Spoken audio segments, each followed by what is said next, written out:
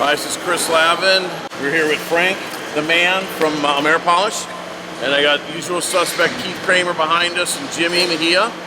And we're going to be doing a polish system here. You want to tell them a little bit about it? Yeah, today we're going to be using the Ameripolish Trowel diamond polishing system. Right now we have equipped the Whitman with 10 blades. Has 12 by 8 abrasives. Today we're going to start our first cut with a 30-40.